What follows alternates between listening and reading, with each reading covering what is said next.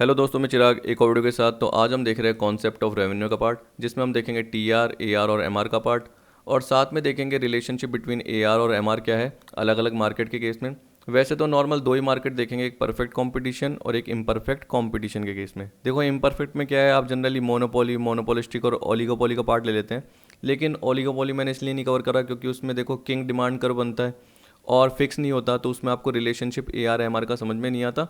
तो उसको हम अगली वीडियो में कवर करेंगे, जिसमें हम प्राइस डिटर्मिनेशन का पार्ट देखेंगे। तो उसमें तो पूरा का पूरा कॉन्सेप्ट आएगा ही आएगा, सारी आपकी कैरेक्टरिस्टिक आएगी आएगी कि परफेक्ट कंपटीशन की क्या है, इम्परफेक्ट की क्या है, और एक तरीके से इक्विलिब्रियम कैसे उसमें आता है। तो वो तो आपका अगली वीडियो में आएगा। लेकिन यहाँ पे हम हल्का सा बेसिक का पार्ट देख रहे हैं, क्योंकि हमारा टॉपिक क्या है, रिलेशनशिप बिटवीन ए आर और एम आर। तो इसलिए हमें T R, A R, M R समझना जरूरी है। इसी तरीके से एग्जाम में अगर आप पास्ट ईयर के एमसीक्यूज देखोगे तो एग्जाम में किस टाइप के आ जाते हैं, प्राइस इलास्टिसिटी और टोटल रेवेन्यू के बीच में क्या रिलेशनशिप है, ए आर, एम आर और प्राइस इलास्टिसिटी में क्या रिलेशनशिप है, तो वो भी कवर करेंगे। ठीक है, तो वीडियो को एंड तक देखना, स्किप मत करना किसी पर्टिकुलर पार्ट को। तो यहाँ पे हम कॉन्सेप्ट ऑफ रेवेन्यू सबसे पहले देख रहे हैं। आपको पता है कि रेवेन्यू का मतलब क्या होता है, नॉर्मल अकाउंटिंग के टर्म में क्या होता है, सेल। जो भी ऑपरेशन आपने किया उसके थ्रू सेल करी है। इकोनॉमिक्स में भी यही होता है कि प्राइस इनटू क्वांटिटी। प्राइस का मतलब क्या हो गया, गुड्स की या कमोडिटी की जो भी प्राइस पर यूनिट डिसाइड की गई है, और क्वांटिटी मतलब क्या हो गया, जो भी क्वांटिटी डिमांडेड थी उसके अकॉर्डिंग जो भी आपने क्वांटिटी सोल्ड की है। तो price into quantity sold is equal to क्या आता है, टोटल रेवेन्यू। अब देखिए जो भी प्रोड्यूसर है उसका मेन एम क्या होता है, प्रॉफिट को मैक्सिमाइज करना, जनरली आपको पता है, जिसमें वो अपनी कमोडिटी की कॉस्ट को क्या रखना चाहता है, मिनिमम, और जो भी गुड्स की प्राइस है उसको रखना चाहता है मैक्सिमम। तो आपको पता है कि प्रॉफिट का वॉल्यूम कैसे निकलता है, टोटल रेवेन्यू और टोटल कॉस्ट के डिफरेंस से। तो हम क्या बोल सकते हैं, जहाँ पे टोटल रेवेन्यू मतलब आपको पता है कि जो भी आपने प्राइस रखी है वो मैक्सिमम रखी हो, ठीक।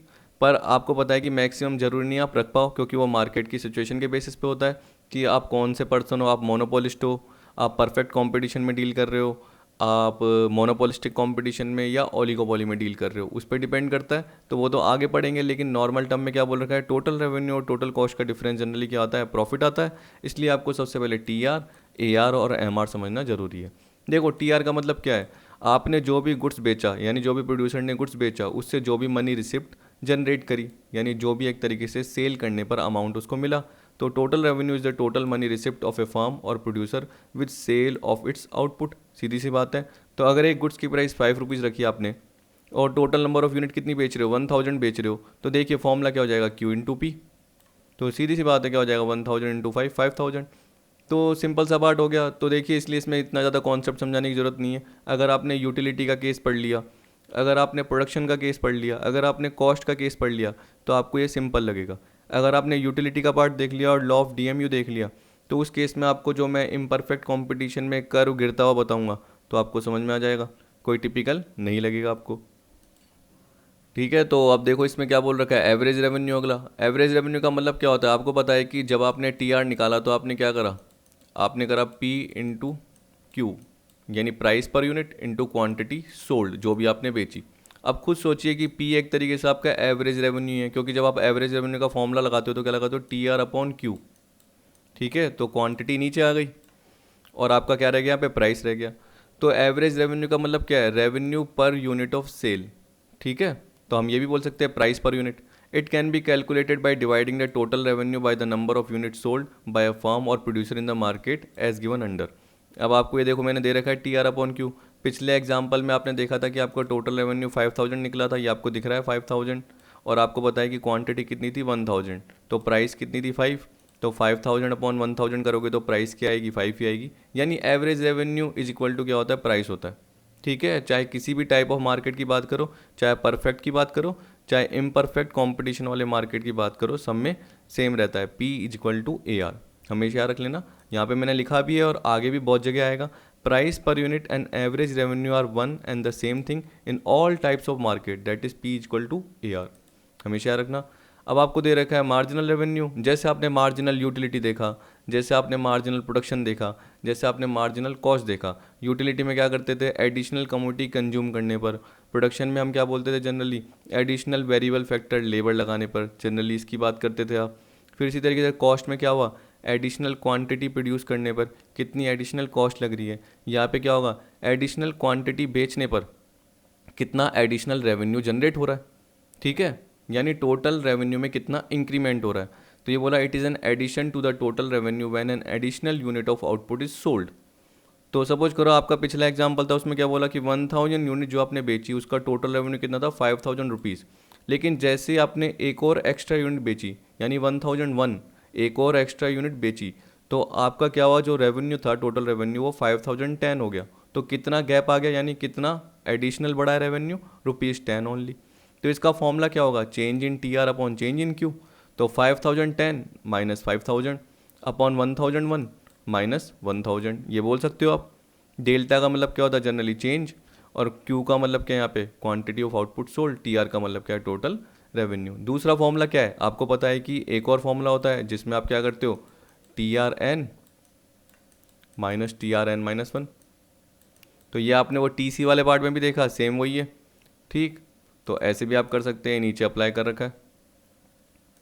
तो देखिए एक तो ये लगा रखा है change in T R upon change in Q, और एक मैंने यहाँ पे ये बता रखा है। इसको अगर आप अप्लाई करके देखोगे तो आपको पता चल जाएगा। In the formula M R equal to marginal revenue, T R total revenue, T R N मतलब क्या है, total revenue of N product, और टी आर एन माइनस 1 क्या हुआ, उससे पहले वाला प्रोडक्ट का टोटल रेवेन्यू। तभी तो आप गैप पता कर पाओगे। फिर फर्ग्यूसन ने जनरली क्या बोला, उसने भी यही बोला कि marginal revenue is the change in total revenue which results from the sale of one more और one less unit of output. तो जो भी आउटपुट आप बेच रहे हो उसकी एक ज़्यादा यूनिट या कम बेचने पर जो भी रेवेन्यू में चेंज हो रहा है, ज़्यादा बेचोगे तो आपको एडिशनल रेवेन्यू दिखेगा, और अगर हम क्या बोलेंगे कि लेस बोलेंगे, one less unit of output, तो पिछला वाला पार्ट दिखेगा, और क्या, ठीक। यानी एक टेबल के थ्रू आपको समझ में आ जाएगा। यहाँ पे आपको बोल रखा है टी आर, ए आर और एम आर का रिलेशनशिप। अब देखिए याद रखना कि जो ये शेड्यूल दे रखा है, ऐसे एक एग्जांपल दे रखा है, तो आप ये मत सोचना कि कौन से मार्केट का है। अगर वैसे मैं बोलूँ तो ये मोनोपोली के हिसाब से सही रहेगा, ठीक है। लेकिन कैसे आपको आगे पता चल जाएगा, क्योंकि परफेक्ट कंपटीशन में अलग होता है, मोनोपोली में अलग होता है, और मोनोपोलिस्टिक में भी अलग होता है। मोनोपोलिस्टिक में आपको सेम लगता है, लेकिन एक में ज़्यादा फ्लैटर होता है और एक में कम फ्लैटर होता है। वो आपको क्यों पता चल जाएगा, वो मैंने सब कवर कर रखा है नीचे, ठीक है। पर अभी तो क्या आपको समझाने के लिए कि डायग्राम कैसे बनता है। तो पर्टिकुलर देखो यहाँ पे क्या बोल दिया कि अगर एक आउटपुट बेचते हो तो प्राइस 12, लेकिन जैसे एक्स्ट्रा बेच रहे हो तो प्राइस कम कर रहे हो, एक्स्ट्रा बेच रहे हो प्राइस कम कर रहे हो, ठीक है। तो इसलिए मैंने बोला कि जनरली ये मोनोपोली के केस में आपको पता चल जाएगा आगे। 1 इंटू 12 करोगे तो देखो 12, 11 इंटू 2 करोगे 22। तो आप सोचिए कि हमेशा आपको जो पार्ट दे रखा है और एम आर का जो पार्ट दे रखा है आपको किसकी याद दिलाता है, मार्जिनल यूटिलिटी की। तो अगर आपको ध्यान नहीं आ रहा तो मार्जिनल यूटिलिटी की तरह ध्यान दे दीजिए। देखो 12, 10, 8, 6, 4, 2, 0, -2। मैंने बोला कि आपको खुद को टेबल बनानी आनी चाहिए। तो पर्टिकुलर क्या करोगे, आप प्राइस को कम करते जाओ, जैसे इंटू करोगे टी आर आएगा, तो आपको पता चल जाएगा खुद ही। आप चाहे तो 10 से स्टार्ट करते, 10, 9, 8, 7, 6, तो आपके हिसाब से एग्जाम्पल बन सकता था, ठीक है। अब आप देखोगे ए आर कैसे निकलेगा, टी आर अपॉन क्यू, 22/2। तो आप देख सकते हैं कि देखो प्राइस और ए आर सेम है, प्राइस और ए आर सेम है। चाहे किसी भी पॉइंट में बोलिए, चाहे परफेक्ट कंपटीशन में बोलिए, चाहे मैंने बोल दिया इम्परफेक्ट वाले में, मोनोपोलिस्टिक में बोलिए, मोनोपोली में बोलिए, सब में क्या रहता है, P equal to A R रहता है। अब नीचे आपको देखिए यहाँ पे ये बता रखा है, ये टेबल रिवील कर रही है कि प्राइस पर यूनिट और ए आर इक्वल है, हमें पता है। फिर आप देखिए कि आपको पता चल रहा है टेबल से कि शुरू में जो टी आर हो रहा है तो वो किसके थ्रू पता चलता है, एम आर के थ्रू। इंक्रीज हो तो रहा है टी आर, लेकिन किस रेट से, डिमिनिशिंग रेट से। फिर उसके बाद देखो आपका ये कांस्टेंट हो गया इस पॉइंट पे 42। तो आपको पता है कि यहाँ पे मैक्सिमम, तो हम क्या बोलेंगे, टी आर पहले बढ़ रहा है किस रेट से, डिमिनिशिंग रेट से। T R increases at diminishing rate. फिर हम क्या बोलेंगे कि 42 कांस्टेंट हो गया। फिर हमने क्या बोला, टी आर मैक्सिमम हो गया कहाँ पे, जहाँ पे एम आर 0 है, ठीक है। फिर टी आर क्या हो गया, डिक्रीज होने लग गया, क्यों, क्योंकि एम आर नेगेटिव हो गया। तो यूटिलिटी में भी तो यही था, वहाँ पे जनरली हम क्या करते थे, टी यू और एम यू की बात करते थे। तो उसी तरीके से सोच के रखिए, आपको पता चल जाएगा। और ए आर तो आपको पता है क्या होता है, टी आर अपॉन क्यू होता है। तो देखिए यहाँ बोला T R is increasing at diminishing rate, reaches at its maximum and remain constant and thereafter it declines. थोड़ा सा मैं इसको इधर कर देता हूँ ताकि आपको दिखाई दे। अब ठीक है, तो आप देख सकते हो, आपको ये पता चल रहा है। फिर उसके बाद बोल रहा है A R and M R are decreasing but A R is positive while M R has 3 trends. Decrease हो रहा है, 0 बन रहा है, उसके बाद नेगेटिव। इसका मतलब ए आर पॉजिटिव ही रहेगा। देखो ए आर 0 हो सकता है, लेकिन कब, जब टी आर 0। अगर टी आर में कुछ ना कुछ वैल्यू होगी तो डिवाइड बाई क्वांटिटी करोगे तो ए आर तो रहेगा ही रहेगा। तो अगर टी आर आपका 0 है, ठीक है, और क्वांटिटी कितनी बोलो, जैसे 4 क्वांटिटी या 1 क्वांटिटी, तो आपको पता है वो 0 रहेगा। तो टी आर जनरली क्या होता है, देखो ये प्रैक्टिकल पॉसिबिलिटी तो होगी नहीं, थियोरटिकल तो आप बोल सकते हो कि टी आर जीरो हो सकता है, लेकिन प्रैक्टिकल तो क्या होगा आपका टी आर तो होगा ही होगा। ठीक है, तो इसलिए हम बोल सकते हैं कि ए आर जीरो भी हो सकता है, लेकिन वो थियोरटिकली पार्ट में आप कवर करना, ठीक याद रखना। लेकिन एम आर हम, और देखो एम आर भी एक तरीके से थियोरटिकली है, क्यों? क्योंकि कभी आप अपने मार्जिनल रेवेन्यू को कम करोगे, टोटल रेवेन्यू को नहीं। तो जनरली आप क्या करोगे, आपको पता है कि आप एक्स्ट्रा यूनिट बेचते जा रहे हो, तो आप वहीं पे रुकोगे जहाँ पे आपको एक तरीके से क्या हो रहा है, टोटल रेवेन्यू मैक्सिमम हो रहा है, उससे आगे बढ़ने की नहीं करोगे, सीधी सी बात है। यहाँ पे आपको बोल रहा है the fall in A R is less than M R. इसका मतलब क्या होता है, जब भी आप एक कर्व बनाओगे और आपको एम आर और ए आर का कर्व बनाना पड़ेगा, तो याद रखना कि एम आर पहले आता है और वो नेगेटिव जाता है, और ए आर यहाँ आता है और वो ऊपर ही रखो, उसको जीरो भी मत करो, ऐसे नॉर्मल रखो। तो आपको बताइए ए आर है और ये एम आर है। देखो जब भी हम प्राइस पर यूनिट गिराते जा रहे हैं तब का बता रहा हूँ मैं परफेक्ट कंपटीशन का नहीं बता रहा, अभी आपको बताऊंगा। लेकिन यहाँ पे देखो आपको जो पॉइंट बोल रखे हैं उसके हिसाब से क्या बता रहा हूँ, the fall in A R is less than M R. तो इसका मतलब क्या हुआ, A R is greater than M R. जब भी फॉल होगी ए आर की तो वो एम आर से कम होगी, तो एम आर यानी बहुत जल्दी स्पीड से गिरेगा, जबकि ए आर कम स्पीड से गिरेगा, तो ए आर हमेशा ऊपर होगा। एम आर इज जीरो जब 7th unit of output cell किया, और टी आर उस पॉइंट पे क्या था, मैक्सिमम था, जो मैंने आपको बताया। ठीक, ये रहा 7th यूनिट पे आपका जो ये एम आर है जीरो है, और टी आर आपका देखो क्या है, मैक्सिमम है। ठीक, इस तरीके से आपको सिंपल सिंपल बेसिक पॉइंट दे रखे हैं। अब देखो मेरे जो है ना पिछले वाले जो शेड्यूल है उसको इस डायग्राम से कंपेयर मत करना, क्योंकि ये तो मैंने जैसे नेट से उठाया हुआ है, इंटरनेट से, तो जनरली इसमें कुछ गड़बड़ हो सकती है। यहाँ पे देखो 8 से स्टार्ट हो रहा है, जबकि आपको पता है, यानी जैसे आप टी आर देखोगे तो आपका 8 से स्टार्ट हो रहा है, जीरो पे जीरो मान लो, और आपको पता है कि यहाँ पे तो 12 से स्टार्ट है। तो आप खुद का बना के देखोगे, आपको पता चल जाएगा जनरली क्या होगा कि शुरू में एक तरीके से बढ़ता हुआ रहेगा, फिर दो जगह कांस्टेंट रहेगा क्योंकि 42 है, फिर उसके बाद गिरना चालू कर देगा। सिंपल सा देखो वही टोटल यूटिलिटी की तरह। मार्जिनल रेवेन्यू का पार्ट आपको पता है कि कहाँ से 1 से 12 होगा, तो यहाँ पे होगा, क्योंकि आपको पता है कि यहाँ पे अगर आपने 4, 8, 12, 16, 4 के पॉइंट दे दिए, जैसे भी आपने दिया आपकी मर्जी, क्योंकि आपको पता है कि यहाँ पे टोटल रेवेन्यू का कर्व भी बन रहा है। ए आर एम आर का बनाना चाहते हो तो एक ही जगह बना लो, नहीं तो अलग से भी बनाना चाहो तो बना सकते हो, आपके ऊपर है। ठीक है, अगर आपने यहीं पे बनाया तो आपको पता है कि एम आर ये जनरली क्या होगा, गिरेगा और यहाँ तक जाएगा। ठीक है, और ए आर हम बोल सकते हैं कि वो पर्टिकुलर इससे ऊपर ही रहेगा, तो ये आपको पता ही है। और जैसे ही आप क्या करोगे, लाइन ऐसे सीधी सीधी खींचोगे, तो आपको पता है कि एम आर जहाँ पे जीरो है वहाँ पे टी आर आपका क्या होगा, मैक्सिमम, यानी इसके बाद ही आपका टी आर गिरना चालू होता है। देखो जैसे 42 से 40, जहाँ पे एम आर क्या है, जीरो है। ठीक, तो यही पॉइंट आपको यहाँ पे बना के दे रखा है, तो एक बार आप ये कवर करके देखना, घर पे बना के खुद आपको समझ में आ जाएगा। यानी कॉपी लेना, उसमें पर्टिकुलर यहाँ पे आउटपुट पुट करना, और यहाँ पे टी आर, ए आर और एम आर जो गैप है अपने हिसाब से ले लेना वाई एक्सिस पे। जैसे इसने 4, 8, 12 लिए, पर इसने 8 से स्टार्ट किया है, तो शायद मैंने इंटरनेट से गलत ही ले लिया, लेकिन कोई बात नहीं, आपको समझ में तो आ जाना चाहिए। तो यहाँ पे देखो क्या बोल रखा है कि जो टी आर, ए आर और एम आर है वो जनरली किस पे आएगा, आपका ओ वाई एक्सिस पे, और जो यूनिट ऑफ आउटपुट है वो किस पे आएगा, एक्स एक्सिस पे, ओ एक्स एक्सिस पे आएगा। A to B is the increasing stage. तो चलो डायग्राम से समझ तो सकते हैं ना, डायग्राम से क्या बोल रहा है ये कि ए से लेके बी आपकी क्या है, इंक्रीजिंग स्टेज है। ठीक है, टी आर जो हो रहा है वो इंक्रीजिंग नहीं, यहाँ पे गलती से आ गया, टी आर जो इंक्रीज हो रहा है डिक्रीजिंग रेट से हो रहा है, तो यहाँ पे मैं लिख दूंगा T R increases at diminishing rate, ताकि आपको समझ में आ जाए। बी टू सी में वो कांस्टेंट है, और सी से डी में वो फॉल हो रहा है। ठीक है, यहाँ पे जनरली हम क्या बोलेंगे, T R increases at diminishing rate. B से सी में वो क्या है, कांस्टेंट, और सी से डी में क्या हो रहा है, वो फॉल हो रहा है। ठीक है, फिर आपको क्या बोल रखा है, देखो A R and M R falling, but A R is above the M R, सीधी सी बात है। When T R falls M R will also fall. जब टी आर फॉल होता है तो एम आर भी क्या बोल रहा है कि गिरता है, but it will be negative. ठीक है, पर आपको बताया कि एम आर तो शुरू से ही गिर रहा है, तो बोल रहा है कि जब टी आर गिरना चालू करता है, टी आर से रिलेशनशिप बोल रहा है, टी आर तो शुरू में बढ़ ही रहा है डिमिनिशिंग से और रुक गया एक जगह पे, कांस्टेंट हो गया। लेकिन जब जैसे ही टी आर गिरना चालू हो रहा है तो एम आर तो गिर ही रहा है, लेकिन एम आर उस वक्त क्या है, नेगेटिव है। तो आप ऐसे बोल सकते हो कि जब टी आर गिरेगा तो एम आर क्या रहेगा, नेगेटिव, अगर शॉर्ट में बोलना चाहो, सिंपल। ठीक है, अब आ रहा है आपका रिलेशनशिप बिटवीन ए आर और एम आर, जिसमें हम क्या देखेंगे, सबसे पहले ए आर और M R under perfect competition, फिर देखेंगे इम्परफेक्ट। देखो इम्परफेक्ट में मैंने एक ही आपको डायग्राम बना के बताया या एक ही शेड्यूल बना के बताया, ये नहीं कि मैंने मोनोपोली का अलग बनाया, मोनोपोलिस्टिक का अलग बनाया, क्योंकि फ़र्क कुछ नहीं होता, फ़र्क सिर्फ किसका होता है, इलास्टिसिटी का फ़र्क होता है। किसका फ़र्क होता है, एक में ज़्यादा इलास्टिसिटी होती है, जैसे मोनोपोलिस्टिक में ज़्यादा होती है क्योंकि उसका क्लोज सब्स्टिट्यूट होता है, जबकि मोनोपोली में क्या होता है, कोई सब्स्टिट्यूट होता ही नहीं है क्योंकि सिंगल सेलर होता है, तो इसकी इलास्टिसिटी क्या रहती है, लेस इलास्टिक रहती है, मतलब एक से कम रहती है। तो उस केस में फ्लैटर का फ़र्क पड़ता है कि एक ज़्यादा फ्लैटर होता है और एक स्टीपर होता है, एक स्टीपर होता है। तो मैं आपको समझा दूंगा अभी। अभी देखो क्या बोल रहा है, ए आर और M R under perfect competition, सबसे सिंपल पार्ट।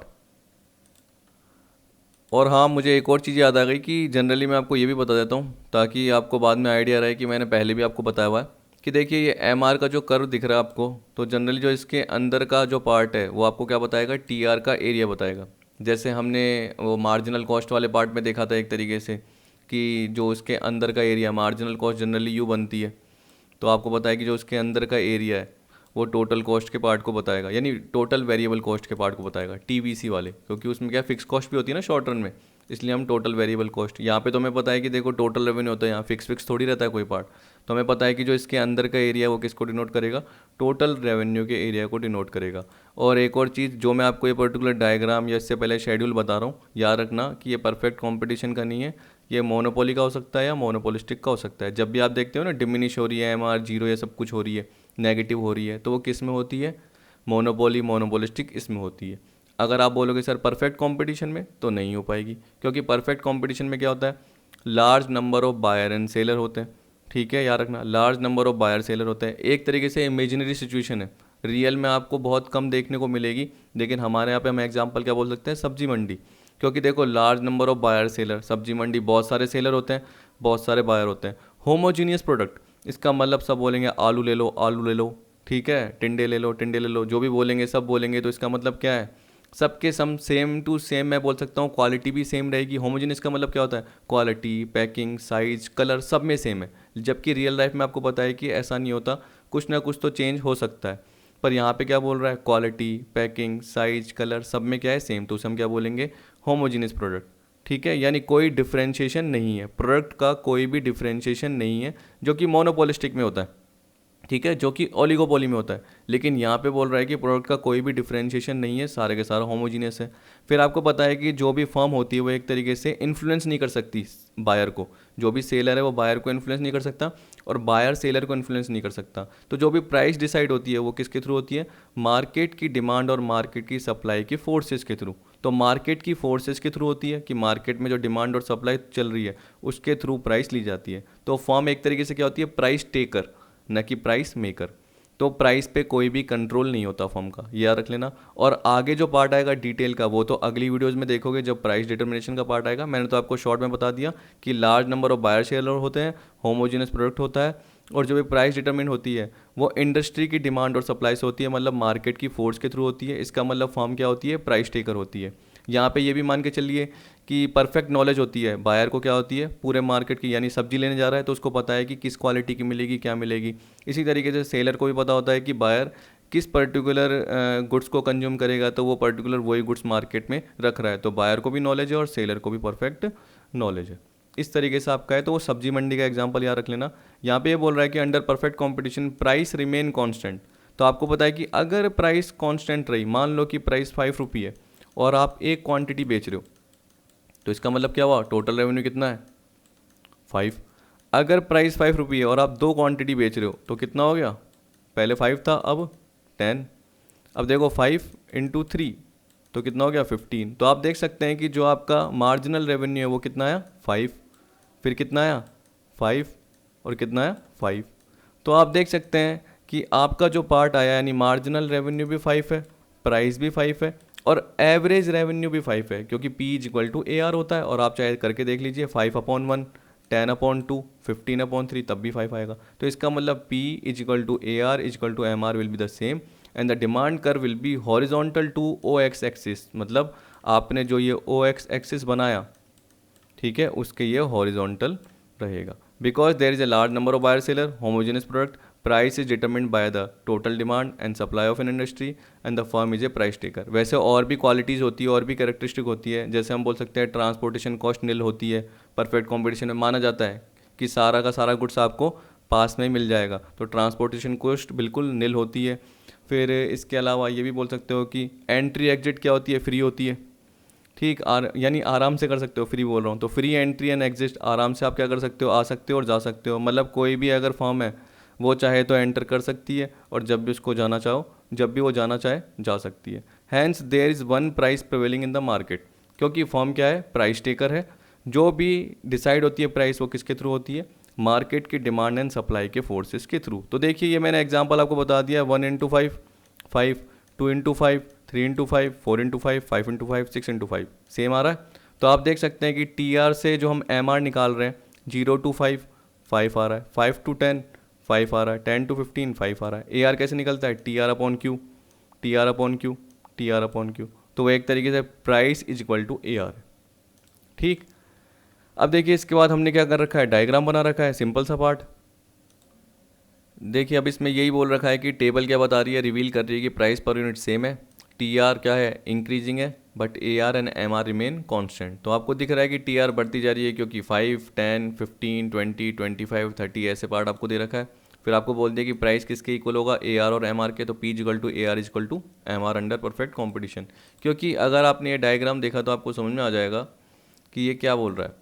ये बोल रहा है कि देखो ये इंडस्ट्री की दे रखी है, सप्लाई और डिमांड, यहाँ पे आपका ये इक्विलिब्रियम पॉइंट दे रखा है। तो जहाँ पे इक्विलिब्रियम पॉइंट दे रखा होगा, जैसे आप सीधी लाइन खींचोगे तो वो फर्म के पार्ट को बताएगी।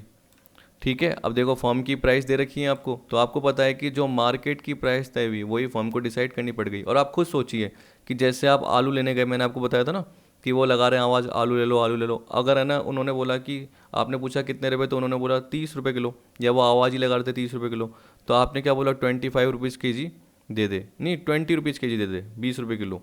तो उसने मना कर दिया नहीं, तो आप आगे गए, फिर उसने भी मना कर दिया क्योंकि वो भी जनरली 30 रुपये किलो। फिर आपने जनरली एक तरीके से क्या बोला, 2 किलो लूँगा 25 रुपये दे दे। तो पता है कि एक तरीके से नॉर्मल प्राइस 25 रुपये ही चल रही है, लेकिन वो एक तरीके से बार्गेनिंग का थोड़ा पार्ट चल रहा है। पर नॉर्मल मार्केट प्राइस 25 रुपीज़ ही है। अगर हम पर केजी के हिसाब से बोलेंगे तो वो चेंजेस नहीं हो रही। तो मार्केट की जो भी क्या है फोर्सेस, मतलब सप्लाई डिमांड है, उसके हिसाब से डिटरमिन हो रही है और सब एक ही प्राइस पर्टिकुलर रख के बैठे हैं। मान लो कि जो 30 रुपये किलो बेच रहा है, अगर वो 25 रुपीज़ kg कर लेता है तो बाकी सारे भी क्या करेंगे, 25 रुपीज़ kg बेचने लग जाएंगे, क्योंकि वो खुद का लॉस नहीं चाहेंगे, क्योंकि उनको पता है। लेकिन अगर वो 30 से 35 कर देगा तो बाकी जो सेलर है ना वो नहीं करेंगे, वो तो 30 में ही बेचेंगे। वो क्या बोलेंगे कि भाई ये 35 में करके बैठा है तो हम क्यों बढ़ाएं, क्योंकि हम तो 30 में ही बेचेंगे, हमारे पास बहुत सारे कस्टमर आ जाएंगे, इसके पास कस्टमर आएंगे ही नहीं, तो ये वापस से बैक चले आएगा और ये बढ़ाएगा ही नहीं। तो सीधी सी बात है, वापस से प्राइस अपनी जगह पे आ जाएगी और यहीं पे ही रहेगी। तो उसके हिसाब से ही वो फर्म क्या करेगी, यानी जो पर्टिकुलर जिसने अपनी प्राइस बढ़ाई है या कम करी है, वापस से वो अपनी जगह पे आ जाएगा। ठीक है। तो एक तरीके से मार्केट के थ्रू डिटरमिन होता है, यहाँ पे ये बोल दिया। और इसके थ्रू यहाँ पे देखो क्या बोल दिया, P equal to A R equal to M R, क्योंकि देखो ए आर भी 5 है, एम आर भी 5 है। तो जैसे अगर आप पर्टिकुलर इस शेड्यूल के थ्रू कर्व बनाने की कोशिश करोगे तो देखना आपको स्ट्रेट लाइन ही मिलेगी, जो कि horizontal to O X axis होगी। तो यहाँ पे यही लाइन बोल रखी है जो मैंने पूरा का पूरा पार्ट बताया, देख लेना एक बार पढ़ के, सिंपल सा पार्ट है। अब आपको दे रखा है A R and M R under imperfect competition. मैं इसलिए बता रहा हूँ क्योंकि अराउंड 8-9 पेज है और मेरे को एक ही वीडियो में कवर कराना है, और इतना टिपिकल पार्ट नहीं है। मैं चाहता तो आधा पार्ट ले सकता था, लेकिन मैंने जानबूझ के आपको इतने सारे पर्टिकुलर पार्ट बताए, क्योंकि मुझे सिर्फ इसमें टॉपिक क्या था, मेरा रिलेशनशिप बिटवीन ए आर और एम आर। तो मैं सीधा सीधा आपको ए आर एम आर का रिलेशनशिप ले लेता, लेकिन शुरू में आपको टॉपिक बताना जरूरी है, क्योंकि कई जने क्या होते हैं, नॉन इकोनॉमिक्स के भी होते हैं जिन्हें समझ में नहीं आता, या इकोनॉमिक्स ऐसी चीज़ है कि आप 2 बार 3 बार देखोगे तब जाके आपके क्या हो जाएगी, माइंड में आ जाएगी।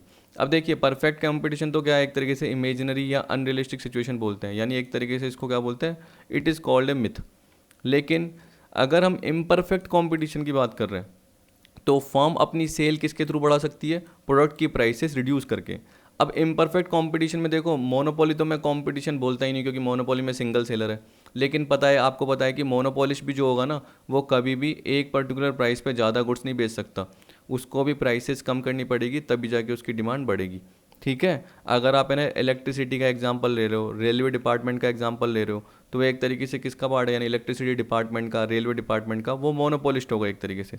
सपोज करो आप ही मोनोपोलिस्ट हो, तो आप ये थोड़ी है कि कोई भी पर्टिकुलर प्राइस पे बहुत सारे गुड्स बेचे जा रहे हो, नहीं, क्योंकि कंज्यूमर को पता है कि मैं वो गुड्स लूँगा ही नहीं, मैं वो यूज़ ही नहीं करूँगा। अगर इलेक्ट्रिसिटी की बात करेंगे तो कंज्यूमर फिर क्या करेगा, उसका लिमिटेड यूज़ करेगा। अगर गुड्स की प्राइसेस क्या हो जाएगी, यानी इलेक्ट्रिसिटी की प्राइसेस महंगी हो जाएगी।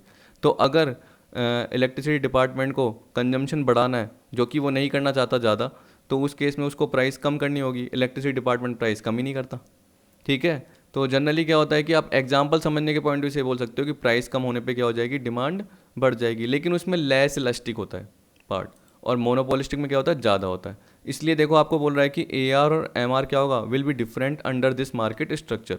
अब ये जो दे रखा है ना इम्परफेक्ट कॉम्पिटिशन का, तो आप देख सकते हो इसमें हमने पिछले वाला एग्जाम्पल शुरू का परफेक्ट कॉम्पिटिशन से पहले जो हमने शेड्यूल देखा था वो सेम वैसा ही है कि 1 पे कितना 10, 2 पे कितनी 9 प्राइस, 3 पे कितनी 8। तो इसका मतलब क्या हुआ, प्राइस कम करने पर ही ज़्यादा आउटपुट बेचा जा सकता है, मतलब रेवेन्यू बढ़ाया जा सकता है।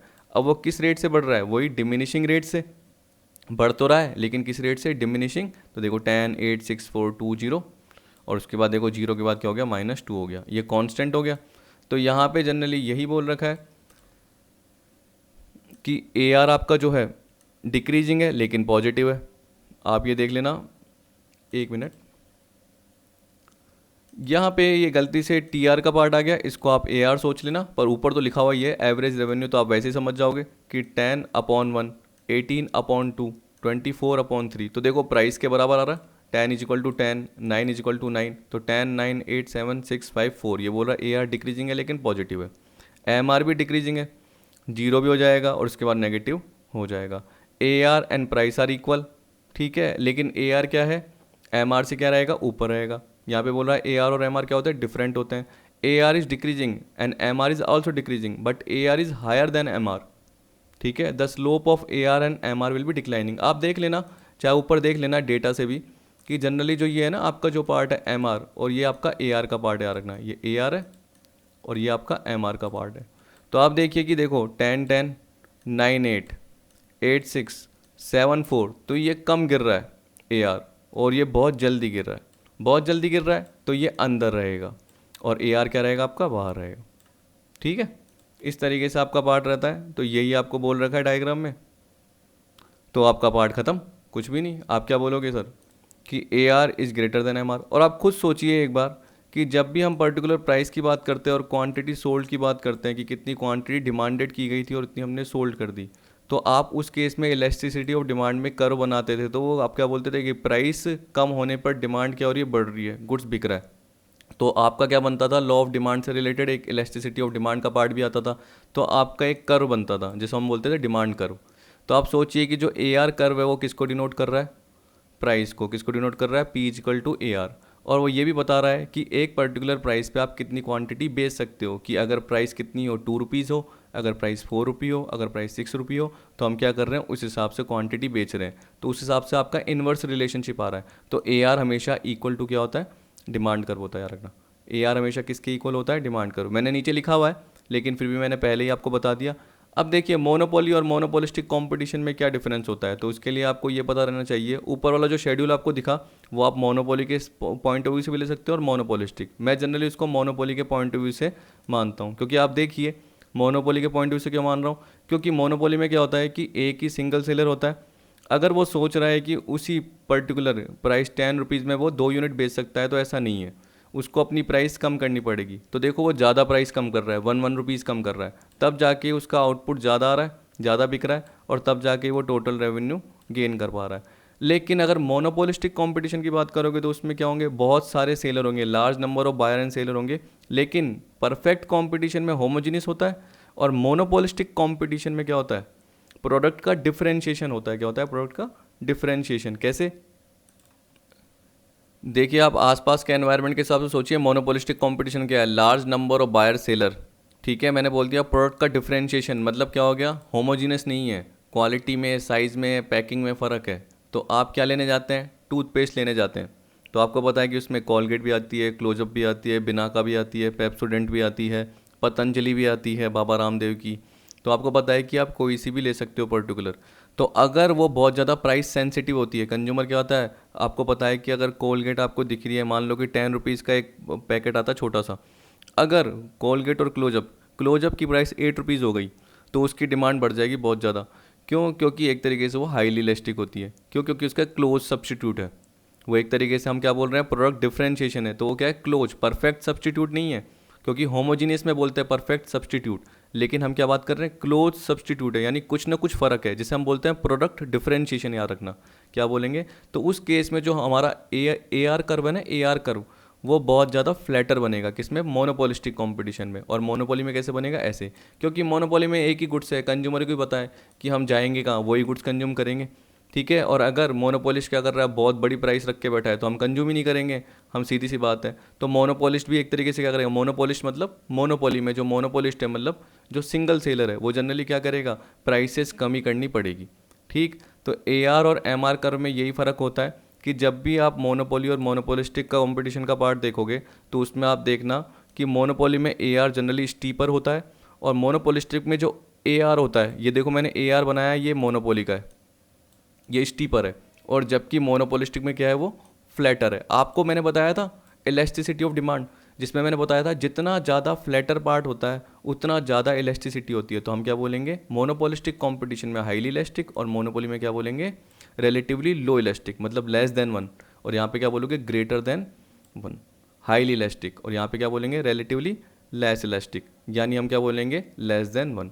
तो यहाँ पे देखो यही बोल रखा है, आप क्या बोल रखा है एग्जाम्पल में, both average revenue and marginal revenue curves are downward sloping straight line from left to right under monopoly as well as monopolistic competition। तो बोल रहा है ए आर और एम आर दोनों गिरते हैं, implying that a monopolist can sell more unit of output only at a lower price।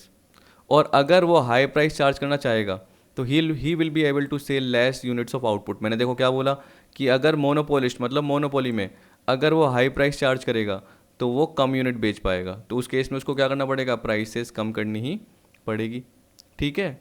लेकिन यहाँ पे देखो क्या बोल रखा है आगे लाइन में, देखिए यहाँ बोल रहा है कि however the difference is that firms A R curve under monopolistic competition is flatter than that under monopoly. इसका मतलब मोनोपोली का स्टीपर होता है और मोनोपोलिस्टिक का ज़्यादा फ्लैटर होता है। फ्लैटर का मतलब क्या हुआ, मोर इलास्टिक। देखिए जब भी अगर प्राइस का आपके ऊपर कंट्रोल है तो उस केस में हम बोलेंगे कि जनरली वो ज़्यादा फ्लैटर नहीं रहेगा और वो स्टीपर रहेगा, मतलब अंदर रहेगा थोड़ा सा, याद रखना। और जब हम फ्लैटर की बात करते हैं तो वो कब रहेगा, जब आपके क्लोज सब्सटीट्यूट हो, मतलब प्रोडक्ट का डिफरेंशिएशन हो, आपका जो प्राइस पे कंट्रोल हो पार्शियल हो। पार्शियल का मतलब क्या होता है, देखो अगर आपकी थोड़ी सी गुडविल है, इमेज बनी हुई है, तो आप प्राइस को कंट्रोल कर सकते हो, लेकिन पूरा कंट्रोल नहीं कर सकते। अगर मैं बोलूँगा कि आपको क्लोजो भी पसंद है कंज्यूमर को, तो चाहे प्राइस 10 से 11 हो जाए, तब भी क्या होगा, वो थोड़ा वो कंज्यूमर क्या करेगा, अफोर्ड कर देगा और क्या करेगा, कंज्यूम करने लग जाएगा। लेकिन बहुत महंगी हो गई, मतलब 13 रुपीज़ हो गई, 14 रुपीज़ हो गई, तो ऐसा चलेगा क्या? या क्लोजअप क्या मान के चलो कि पूरी 13 रुपीज़ 14 रुपीज़ कर सकता है क्या? नहीं कर सकता, ठीक है। जो मैंने आपको पाउच बताया, एक पैकेट बताया, या एक जो भी बॉक्स बताया, मान लो कि एक 50 रुपीज़ का आता है, तो ये थोड़ी वो 60 रुपीज़ कर देगा, नहीं, वो 51 52 जनरली ये करेगा, क्योंकि उसकी थोड़ी सी इमेज है, गुडविल है। लेकिन मैं क्या बोल रहा हूँ कि अगर वो अपनी प्राइस कम करता है तो पास वाले कॉम्पिटिटर भी हैं, तो वो भी जनरली क्या करेंगे, प्राइस कम करने ही करेंगे, ऐसा हो सकता है। तो कंट्रोल जो रहता है वो क्या हो सकता है, एक तरीके से पार्शियल क्यों रहेगा, क्योंकि साथ वाले कॉम्पिटिटर भी है। तो हम ये भी बोल सकते हैं, देखो मान लो कि अगर क्लोजअप ने 50 की जगह 48 रुपीज़ का जो अपना बॉक्स है कोलगेट का, या क्लोजअप का बॉक्स वो देने लग गया 50 की जगह 48 का, तो डिमांड बहुत बढ़ सकती है। क्यों? क्योंकि जो भी कोलगेट कंज्यूम करने वाले या बिना का या पतंजलि कंज्यूम करने वाले, उनको अपने गुड्स महंगे लगने लग जाएंगे, तो क्या पता वो यहाँ पे शिफ्ट हो जाएंगे और क्लोजअप को कंज्यूम करने लग जाएंगे, ठीक है। बहुत सारे एग्जांपल देख सकते हो आप पर्टिकुलर देख सकते हो एग्जाम्पल के फॉर्म में। सोप्स, साबुन के एग्जाम्पल देख सकते हो, बहुत सारे ब्रांड होते हैं, मेडमिक्स होता है, लिरिल होता है, और लक्स साबुन होता है, डेटॉल होता है, और भी होते हैं, लाइफ बॉय प्लस होता है। तो इस तरीके से आप देख सकते हो कि जनरली वो मोनोपोलिस्टिक कंपटीशन के एग्जाम्पल में आ जाएंगे। अभी रिसेंटली मेरी मम्मी ने चेंज कर लिया, पहले हम क्या करते थे, मेडमिक्स यूज़ करते थे, उसके बाद क्या यूज़ करने लग गए, लाइफ बॉय प्लस यूज़ करने लग गए, क्योंकि वो सस्ता लगने लग गया। लेकिन वापस से मेरी मम्मी को लगा कि मेडमिक्स में आना चाहिए, क्योंकि उस केस में उन्हों को क्या लगा कि थोड़ा सा ये सही रहता है, इसमें जड़ी बूटियाँ ये रहती है, तो वापस से मेडमिक्स की तरफ शिफ्ट हो गई। लेकिन बीच में हमने भी क्या कर दिया था, चेंज कर दिया था। क्यों? क्योंकि हमें प्राइस क्या लगने लग गई थी, उसकी महंगी लगने लग गई थी, और उसके कंपेरिजन में दूसरी प्राइस सस्ती लगने लग गई, तो हम शिफ्ट हो गए और हमने डिमांड किसकी तरफ कर दी, लाइफ बॉय की तरफ कर दी थी। तो ऐसा हो जाता है। वो यहाँ पे बोल रहा है कि reason a firm under monopolistic competition has only a partial control over price owing to the presence of many competitor in the market implying higher elasticity of demand for product। सीधी सी बात है, बहुत सारे कॉम्पिटिटर होंगे तो elasticity होगी ही होगी, चाहे आप चैप्टर में देख सकते हो, मैंने आपको बताया था उस पर्टिकुलर इलास्टिसिटी ऑफ डिमांड वाले चैप्टर में। On the other hand a monopoly firm has complete control over price owing to the absence of competition implying lesser elasticity of demand for the product as consumer do not have options, क्योंकि consumer के पास options ही नहीं है। जबकि monopolistic competition में उसके पास साबुन के, ठीक है, ग्रोसरी जो भी आइटम होते हैं उनके बहुत सारे अलग अलग ऑप्शन होते हैं, तो वो कुछ भी कंज्यूम कर सकते हैं, मतलब क्लोज सब्सटीट्यूट बहुत सारे हैं। तो जब क्लोज सब्सटीट्यूट बहुत सारे हैं तो ए आर क्या बनेगा, फ्लैटर। और जब ऑप्शन ही नहीं है तो मोनोपोली में क्या बनेगा, वो स्टीपर। तो यहाँ पे ये लिखा हुआ है कि ए आर और एम आर कर्व क्या है, रिलेटिवली स्टीपर है, देयरफॉर लेस इलास्टिक, अगर आपको समझ में नहीं आ रहा, as compared to monopolistic competition. और यहाँ पे क्या बोल रखा है, ए आर और एम आर कर्व क्या है, relatively flatter and therefore more elastic as compared to monopoly. जो ऊपर मैंने बोल रखा है वही पर्टिकुलर इसमें दे रखा है, लेकिन आपको कर्व से समझना है। देखो ये स्टीपर और ये क्या हो गया, एक तरीके से फ्लैटर। इसको थोड़ा और आगे बढ़ा देते, ज़्यादा फ्लैटर दिखने लग जाता, सही लगता। ठीक, अब रिलेशनशिप आपने जो देखा ऊपर पर्टिकुलर, वही मैंने शॉर्ट में कवर कर लिया सारा का सारा पार्ट, ताकि आपको कभी दिक्कत नहीं हो। तो आप ये पढ़ के जा सकते हो और आपको समझ में आ जाएगा। ठीक है, ओलिगोपोली क्यों नहीं कवर किया, क्योंकि आपको पता है कि उसमें जो कर्व बनता है वो ऐसे बनता है, फिर यूँ चले जाता है। जब भी आप उसमें कर्व देखते हो तो आप देखते हो कि हाँ अच्छा जा रहा है, लेकिन फिर यूँ चले जाता है।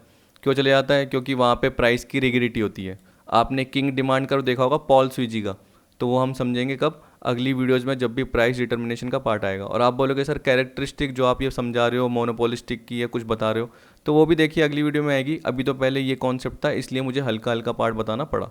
ठीक, अब देखिए relationship between T R and M R में क्या बोल रहा है, when T R is increasing at constant rate M R should be constant. हमें पता ही है, जहाँ पे P is equal to A R वो तो होता ही है, पर साथ में is equal to M R हो गया। तो मेन किसका कंसर्न है, एम आर का। अगर एम आर कॉन्स्टेंट है तो सीधी सी बात है M R is equal to हमेशा ए आर होगा ही होगा, इज इक्वल टू पी होगा ही होगा, वो परफेक्ट कॉम्पिटिशन में। लेकिन जहाँ पे बोल दिया टी आर इंक्रीज हो रही है डिमिनिशिंग रेट से, तो एम आर भी क्या होगी, डिमिनिशिंग होगी। वो क्या होगी, मोनोपोली या मोनोपोलिस्टिक कंपटीशन की सिचुएशन होगी। तो ये जो पर्टिकुलर पॉइंट है 3 4, ये भी मोनोपोली या मोनोपोलिस्टिक है कि टी आर मैक्सिमम का होगी जहाँ पे M R zero, T R गिरना कब चालू होगी, जहाँ पे एम आर नेगेटिव। तो ये पॉइंट पढ़ लेना, ऊपर के पॉइंट आपको पढ़ने की जरूरत नहीं रहेगी। फिर आपको बोल रखा है relationship between A R and M R, तो ये भी जनरली आपको पता है कि ए आर डिक्रीज हो रहा है, लेकिन हर पॉइंट में क्या होता है, हमने मार्जिनल कॉस्ट में भी देखा, तो मार्जिनल कॉस्ट गिर भी बहुत ज़्यादा रही है और बढ़ भी क्या है, ए आर एवरेज कॉस्ट से बहुत जल्दी बढ़ रही है और गिर भी जल्दी रही है। तो वैसे ही यहाँ पे रेवेन्यू की बात कर रहा है, तो देखो when A R is decreasing M R should be decreasing faster than A R, thus downward sloping M R curve is below the downward sloping A R curve. तो आप खुद सोच लेना कि एम आर कर्व हमेशा अंदर ही रहेगा किसके, ए आर कर्व के, क्योंकि ए आर कर्व एक तरीके से गिर तो रहा है लेकिन कम स्पीड से गिर रहा है और एम आर ज़्यादा स्पीड से गिर रहा है। तो वो किस में आएगा, मोनोपोली और मोनोपोलिस्टिक में, क्योंकि जहाँ गिरा रहे हैं, जहाँ आप गिरा ही नहीं रहे सीधा रख रहे हो, तो वो किस में होगा, परफेक्ट कॉम्पिटिशन में होगा। ठीक, तो अकॉर्डिंगली क्या बोल रहा है, जब भी मोनोपोली मोनोपोलिस्टिक है तो M R is less than A R, ये वाला M R is less than A R. और जब भी ए आर कॉन्स्टेंट बोल दे तो M R is equal to A R, तो इसका मतलब both are indicated by same horizontal straight line, जिसे हम बोलेंगे perfect competition. M R negative हो सकता है, यानी यहाँ जा सकता है नीचे, ठीक है, लेकिन ए आर नहीं हो सकता, ए आर नहीं हो सकता। ठीक है, फिर देखो मैंने यहाँ पे लिख भी दिया कि ए आर कर्व एक तरीके से क्या है, फर्म का डिमांड कर्व है। रीजन क्या है, क्योंकि ए आर किसको डिनोट करता है, कमोडिटी की प्राइस को।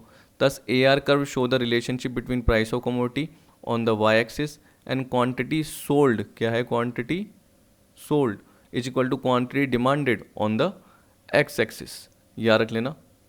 तो क्वांटिटी सोल्ड जो होगी आपकी वो एक्स एक्सिस पे होगी और प्राइस आपकी पता है आपको क्या होगी, वाई एक्सिस पे होती है।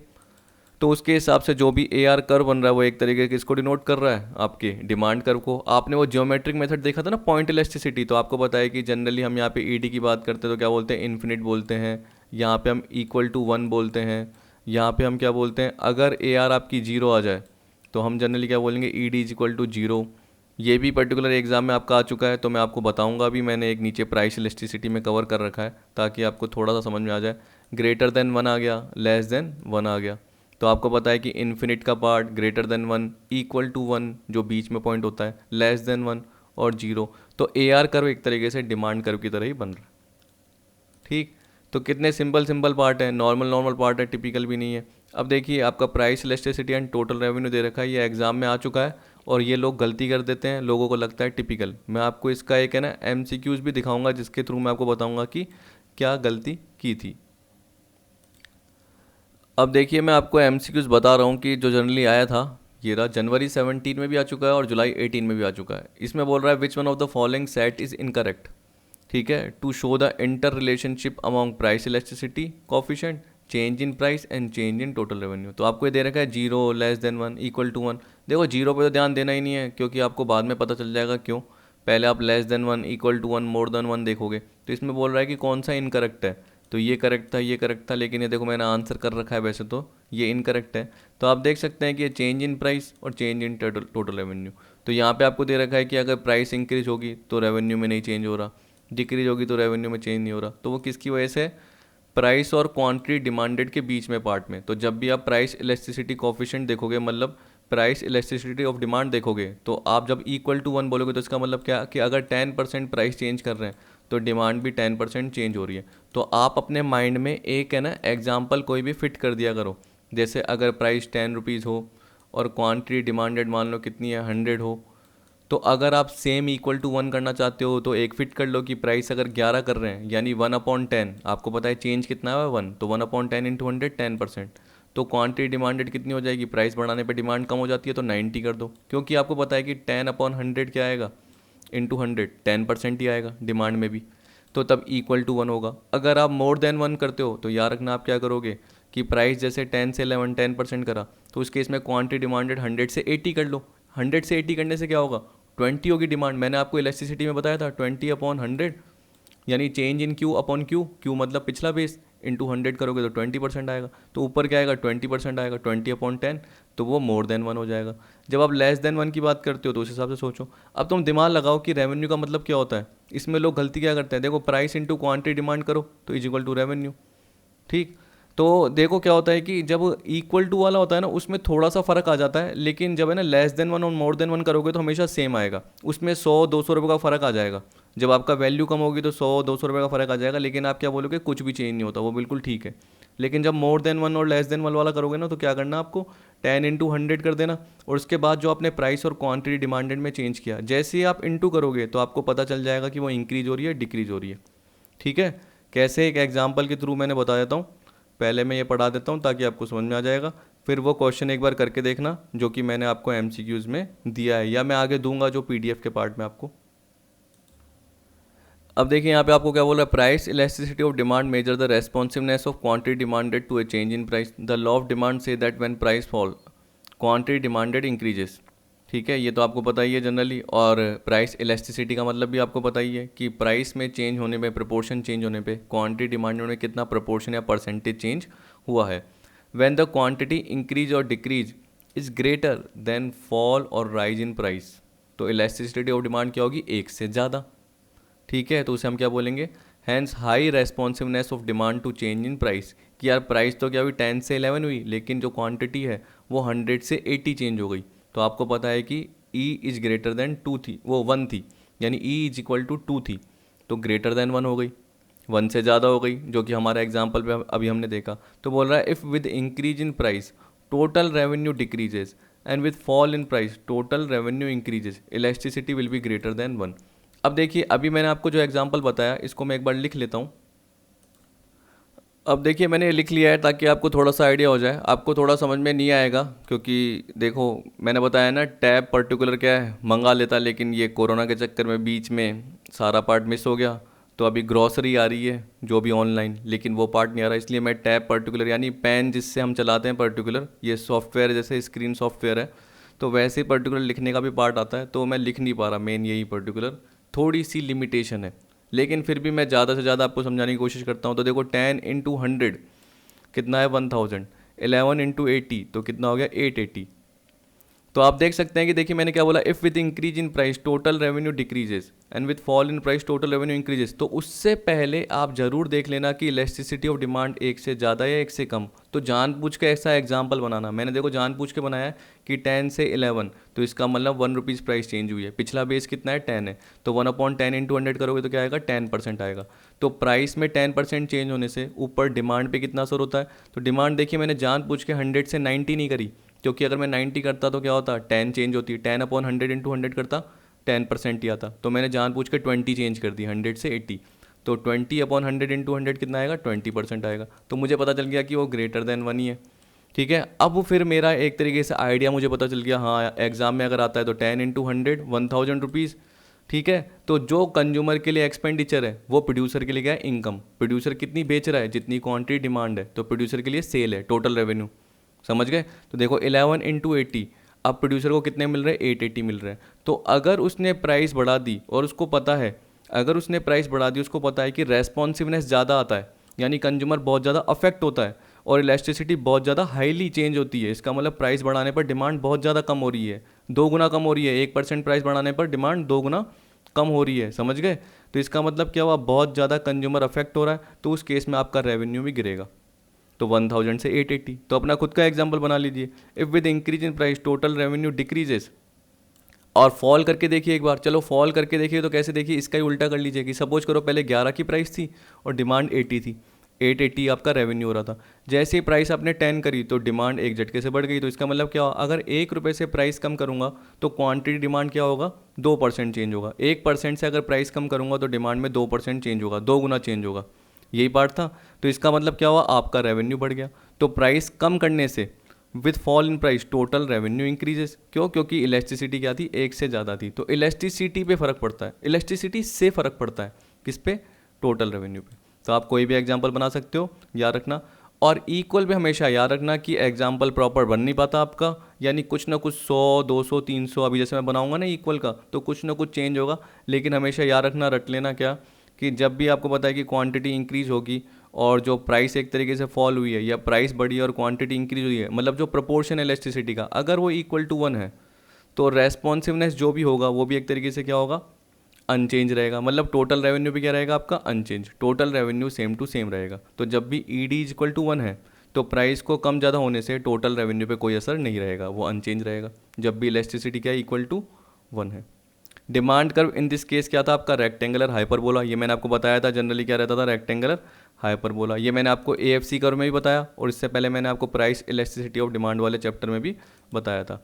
अब देखिए लेस देन वाला मैंने एक एग्जांपल नीचे लिख रखा है ताकि आप कभी आपको दिक्कत नहीं हो। लेस देन में क्या बोल रखा है, अगर quantity increase is less then fall in price. इसका मतलब क्या हुआ कि अगर प्राइस 10% चेंज हो रही है तो डिमांड कितनी चेंज हो रही है, सिर्फ 5% हो रही है। तो इसका मतलब क्या है, 0.5 ही आपकी इलास्टिसिटी आ रही है, मतलब वो 1 से कम है। तो इलास्टिसिटी डिमांड क्या है, लेस देन 1। इसका मतलब कंज्यूमर इतना ज़्यादा अफेक्ट नहीं हो रहा। अगर प्राइस बढ़ रही है तो बहुत ज़्यादा डिमांड कम नहीं कर रहा, या प्राइस अगर कम हो रही है तो वो बहुत ज़्यादा डिमांड नहीं बढ़ा रहा, थोड़ा सा अफेक्ट हो रहा है। Hence responsiveness of demand is low to change in price, की प्राइस में चेंज होने से रेस्पॉन्सिवनेस क्या है, डिमांड में थोड़ा सा लो है। If with increase in price total revenue increases, सीधा part. And if with fall in price total revenue decreases, elasticity will be less than 1, that is demand of such goods will be inelastic in nature। तो अब जरूर वो question करके देखना। और particular मैंने यहाँ पे कवर कर रखा है, यहाँ पे बोल रखा है कि रेवेन्यू का मतलब क्या होता है, प्राइस इनटू क्वांटिटी होता है। अब यहाँ पे मैंने एक एग्जांपल दे रखा है, एग्जांपल में क्या बोल रखा है कि अगर प्राइस 10 है और क्वांटिटी 10 है तो रेवेन्यू कितना होता है, 100। ठीक है। अब देखिए ये बोल रहा है कि सप्लायर को पता है, यानी प्रोड्यूसर को पता है कि प्राइस इलास्टिसिटी जो डिमांड की है वो लेस देन 1 है। इसका मतलब क्या है, कंज्यूमर ज़्यादा अट्रैक्ट नहीं होता एक तरीके से। प्राइस कम होने से डिमांड पे क्या है, बहुत ज़्यादा असर नहीं होता कि डिमांड बहुत ज़्यादा बढ़ जाए, तो वो 1 से कम ही रहती है। Therefore he decide to increase the price to 12, मतलब 10 से 12। तो 10 से 12 मतलब 20% इंक्रीज। समझ गए। अब आप सोचिए कि अगर डिमांड पे भी 10 से 12 करने से डिमांड जो क्वांटिटी है ना वो 10 से 8 हो जाती, तो वो इक्वल टू 1 होता। ठीक है, वो क्या होता है, इक्वल टू 1 होता। 10 से 7 हो जाती तो वो ग्रेटर देन 1 होता, क्योंकि 30% होता चेंज 20% प्राइस में चेंज होने से। लेकिन वो 10 से मान लो इसने क्या करी, 9 ही करी है। ठीक है। तो यहाँ पे बोल रखा है कि he decide to increase the price of ₹12 according to law of demand there will be a fall in quantity but as elasticity of demand is less than 1। इसलिए उसने कितनी गिराई, मान के चलो कि उसने क्या गिराई, यानी प्राइस बढ़ने से डिमांड जो गिर गई वो कितनी गिरी, 1 ही यूनिट गिरी। ठीक है। Quantity of demand will be fall bye less than 20% से टू 9, मतलब कितना, सिर्फ 10% डिमांड गिरी। तो इसका मतलब देखो प्राइस अगर 20% गिरी तो डिमांड ओनली 10% ही, या प्राइस अगर 20% बढ़ी तो डिमांड क्या हुई आपकी, 10% गिरी। तो इसका मतलब क्या हुआ, 0.5 है। अब आप देखिए कि एक बार इंटू करके देखिए, 10 इंटू 10 100 था। प्राइस जैसे 12 रुपीज़ हो गई तो क्वांटिटी डिमांड 9 हो गई, तो 12 इंटू 9 कीजिए 108। तो पहले 100 रुपीज़ रेवेन्यू था, अब 108 रेवेन्यू है, तो बल्कि ये तो बढ़ रहा है। ठीक। तो उस केस में हम क्या बोलेंगे कि रेस्पॉन्सिवनेस इतना ज़्यादा नहीं होने की वजह से, कि हमने अगर डिमांड एक तरीके से क्या करी, अगर गुड्स की प्राइसेस चेंज करी है तो डिमांड पे इतना ज़्यादा असर नहीं हुआ है। यानी सिंपल में आप बस यही देखिए कि अगर प्राइस में जो रेस्पॉन्सिवनेस का जो चेंज हुआ एक तरीके से 10 से 12 की बात कर रहा है, उसके कंपैरिजन में डिमांड में इतना चेंज नहीं हुआ। डिमांड में सिर्फ 10% ही एक तरीके से गिरावट आई है और प्राइस कितनी बढ़ी है आपकी 20% हुई है। तो उस केस में हम क्या बोलेंगे, इलास्टिसिटी लेस देन 1 है, तो तब भी आपका टोटल रेवेन्यू बढ़ेगा ही बढ़ेगा। तो यहाँ पे क्या बोल रहा है, प्राइस बढ़ाने पर भी टोटल रेवेन्यू आपका कम नहीं हुआ, एक तरीके से बढ़ा ही बढ़ा है, क्योंकि क्वांटिटी में इतना ज़्यादा असर नहीं हो रहा। उसी तरीके से अगर आप क्या बोलोगे कि प्राइस कम कर रहे हो, तो उस केस में टोटल रेवेन्यू पे क्या होगा, आपका कम ही होगा। तो यहाँ पे सीधा रिलेशनशिप आ गया। तो जो पर्टिकुलर हमने एमसीक्यू कवर किया था तो उसमें यही पार्ट था कि यहाँ पे आप देख सकते हैं कि हमने मोर देन 1 में देखा कि इंक्रीज होने पे डिक्रीज हो रहा है। जो मैंने आपको अपने एग्जांपल में बताया 1000 से एक तरीके से क्या हो रहा है आपका 880 हो रहा था, ठीक। या डिक्रीज होने पे क्या होगा, इंक्रीज होगा। तो मैंने उल्टा भी आपको बताया था। वैसे ही अगर मैंने इक्वल टू बोला तो नो चेंज हुआ। अब लेस देन 1 में आप देखोगे सीधा रिलेशनशिप था, लेकिन यहाँ गलत हो गया, ठीक। अब देखो जीरो कभी भी आता है तो जीरो का मतलब क्या होता है ये भी मैं आपको बता देता हूँ ताकि आपको दिक्कत नहीं हो कभी भी। देखिए सबसे पहले ये सोचिए कि जीरो का मतलब क्या होता है। अगर एक कर्व बनाओगे और सीधी लाइन करोगे तो उसमें जनरली क्या होता है कि प्राइस में कुछ भी चेंज करो, डिमांड पे कोई असर नहीं हो रहा। तो आपको पता है ना डिमांड जीरो है, मतलब डिमांड मान लो 1000 यूनिट की है। और हम एक एग्जांपल ले लेते हैं इंक्रीज़ वाला, ठीक है। मान के चलो कि पर्टिकुलर 1000 यूनिट की डिमांड है ना, वो 10 रुपीज़ की प्राइस पे हो रही थी। 1000 यूनिट की डिमांड कितने की हो रही थी, 10 रुपीज़ की प्राइस पे। तो इसका मतलब जो प्रोड्यूसर है वो कितना कमाता था, 10 इंटू 1000, 10,000 रुपीज़ अर्न करता है। कितना अर्न करता है, 10,000। अब देखिए जैसे ही उसने प्राइस 12 रुपीज़ कर दी, तब भी 1000 यूनिट ही बिक रही है, मतलब असर हो ही नहीं रहा। डिमांड एक तरीके से कम नहीं हो रही और 1000 यूनिट ही बिक रही है। तो 12 इंटू 1000, तो उसका रेवेन्यू कितना बढ़ा, 2000 बढ़ गया। तो आप देख सकते हैं कि जब प्राइस इलास्टिसिटी कोएफिशिएंट की जीरो हो, मतलब प्राइस कम ज़्यादा होने से डिमांड पे असर नहीं हो रहा, रेस्पॉन्सिवनेस कुछ भी नहीं है, तो उस केस में हम क्या बोलेंगे, प्राइस इलास्टिसिटी जीरो है। प्राइस इंक्रीज होने पर रेवेन्यू भी इंक्रीज होता है। प्राइस कम करके देखिए 8 रुपये, 8 रुपीज़ करके देखिए, और कितनी डिमांड है 1000, 8 इंटू 1000 करोगे कितना आएगा 8000, पहले कितना था 10000। तो जैसे ही प्राइस डिक्रीज करी तो रेवेन्यू भी डिक्रीज हो गया, ठीक है। अब आप बोलोगे सर इन्फिनिट भी तो होता है, क्या होता है इन्फिनिट। देखो इन्फिनिट में क्या होगा, आपको पता है कि जब भी हम इनफाइनाइट या इन्फिनिट जो भी आप बोलो, तो आपको पता है कि हॉरिजॉन्टल बनता है, कि प्राइस में हम जरा सा भी चेंज नहीं करते हैं, आप बोलते हैं स्मॉल चेंज करते हैं, मतलब पैसे में चेंज करते हैं 5 पैसे 10 पैसे, तब भी क्या होती है, आग लग जाती है और डिमांड बहुत ज़्यादा बढ़ जाती है या कम हो सकती है। ऐसा पर्टिकुलर पार्ट आपने देखा था। तो आप सोचिए कि अगर प्राइस में चेंज हो ही नहीं रहा, जीरो है, और उसको अगर आप क्वांटिटी के साथ मल्टीप्लाई करेंगे तो हमारा रेवेन्यू का कोई लेना देना ही नहीं होगा। एक तरीके से हम क्या बोलेंगे कि प्राइस में चेंज हुआ ही नहीं। तो आप सोच सकते हैं कि जैसे प्राइस अगर 10 रुपीज़ थी और क्वांटिटी डिमांडेड कितनी थी आपकी 1000, और 10 रुपये की प्राइस में ही क्वांट डिमांडेड कितनी हो गई 1500 हो गई। तो आप क्या बोलोगे, बिना किसी प्राइस चेंज से ही रेवेन्यू बढ़ गया। या ये भी हो सकता है कि रेवेन्यू कम भी हो जाए, कि अगर प्राइस 10 रुपीज़ थी, 1000 की डिमांड की जगह क्या पता 500 ही रह जाए। तो पहले जो 10,000 की जगह 15,000 हो रहा था, वो 10,000 की जगह 5,000 हो रहा है। तो उस केस में आपका रेवेन्यू कम भी हो सकता है। तो कुछ कह नहीं सकते इसमें इन्फिनिट में, ठीक है। जबकि जीरो में तो हम फिर भी कह सकते हैं, क्योंकि उसमें जनरली प्राइस का रेस्पॉन्सिवनेस तो हो रहा है कि प्राइस चेंज तो हो रही है, जबकि इसमें प्राइस चेंज ही नहीं हो रही और यहाँ पे डिमांड ऊपर नीचे हो रही है, इसलिए, ठीक है। तो आई होप इतना आपको पार्ट समझ में आ गया होगा। तो यहाँ पे यही पॉइंट दे रखा है, आपको पता चल जाएगा कि रिलेटिवली क्या है, इनइलास्टिक डिमांड है, मतलब लेस देन 1 वाला केस था, जहाँ पे हम बोल सकते हैं कि प्राइस बढ़ने पर टोटल रेवेन्यू बढ़ता है और प्राइस कम होने पर टोटल रेवेन्यू कम होता है। और जब आप मोर देन 1 वाला बोलोगे इलास्टिसिटी डिमांड, तो हम क्या बोलेंगे, जनरली उल्टा रेस्पॉन्स होता है कि प्राइस बढ़ने पर टोटल रेवेन्यू कम होता है और प्राइस कम होने पर टोटल रेवेन्यू बढ़ जाता है। और जब आप इक्वल टू 1 वाला बोलोगे तो आप क्या बोलोगे कि प्राइस कम ज़्यादा करने से रेवेन्यू पे कोई असर नहीं होता, रेवेन्यू अनचेंज रहता है, ठीक।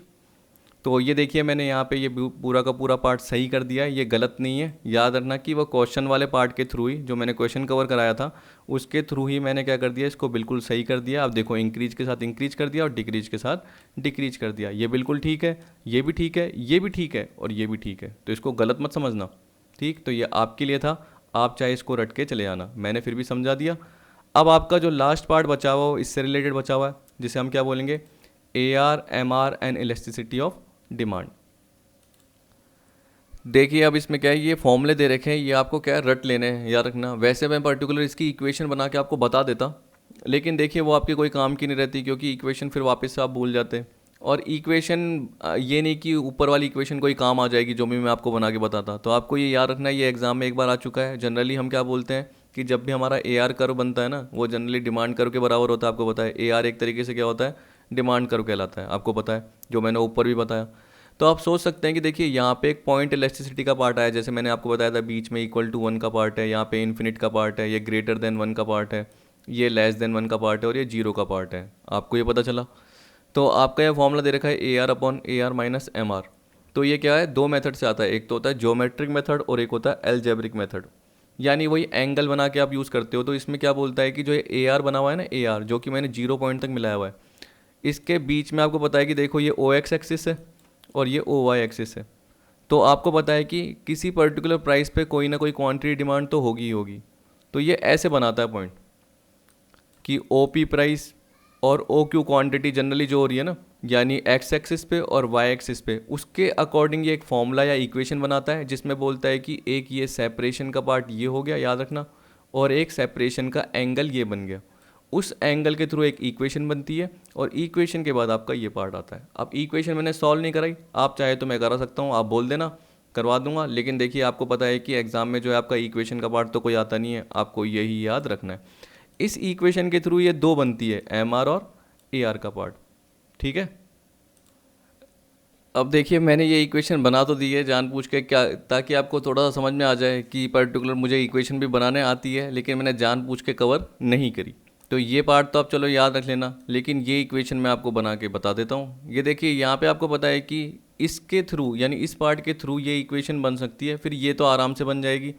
तो यहाँ पे M R is equal to A R into elasticity of demand या price elasticity of demand minus 1 upon E P दे रखा है। अब ये कैसे निकला, जो कि मैंने यहाँ पे निकाल रखा है।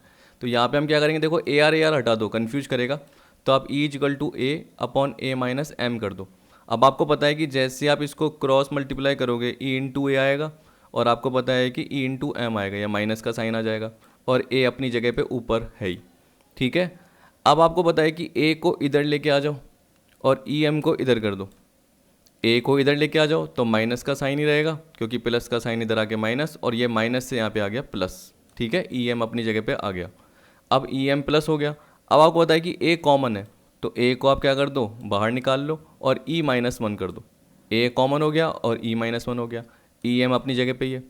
अब एम अपनी जगह पे है, ई को नीचे कर दो इसके, ई माइनस 1 के नीचे। तो ये इक्वेशन मिल जाएगी कि ए आर, देखो यही बन रहा है, into e minus 1 upon e. अब अगर ए आर अपनी जगह पे रखोगे और पर्टिकुलर ये सारा का सारा पार्ट नीचे डिवाइड कर दोगे एम आर के, तो आपको ये इक्वेशन मिल जाएगी कि ई पी माइनस 1 नीचे हो जाएगा और ई पी ऊपर आ जाएगा। ठीक है, तो इस तरीके से आपका ए आर का पार्ट आता है। तो जब भी आपको इक्वेशन बनानी है तो ए अपॉन ए माइनस एम याद रख लेना। अगर आपको ये फॉर्मूला याद है तो इससे ये भी बन जाता है।